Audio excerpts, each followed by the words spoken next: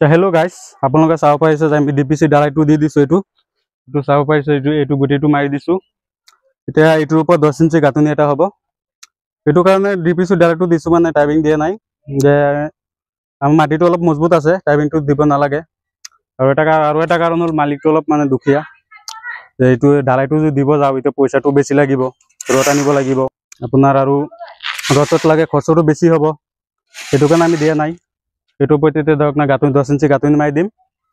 মাৰি দিয়াৰ পিছত আকৌ এটা ডিপিচি ঢালাই হ'ব, এটা ৰড দি তাৰপাছত ডিপিচি ঢালাইটো কৰিম। কৰাৰ পাছত আমাৰ আৰু বাহিৰ হৈ যাব 5 ইঞ্চি। এইটো আমাৰ ধৰক না 600 মান স্কোয়াৰ ফিটৰ কাম। ৰুম আছে 4টা। কিছুমানে ভাবিব পাৰে যে এইটো যে 600 স্কোয়াৰ ফিটত 4টা ৰুম কেনেকুৱা হয়। এইটো কাৰণে মানে 4টা ৰুম বনালো সৰু কৰি, যে মানে মালিকৰ জাগাটো অলপ কম আছে। কমৰ কাৰণে আমি 600 স্কোয়াৰ ফিটতেই মানে 4টা ৰুম বনালো। ৰুম কেইটা সৰু হৈছে, সৰু হ'লে মানে সিহঁতৰ এইটোত হৈ যাব। সিহঁতৰ মানুহ বাৰু কম আছে, ইমান মানুহ নাই, 3টা মানুহ মাত্ৰ। সেইটো কাৰণে আমি ছুটি দিছোঁ ৰুম কেইটা।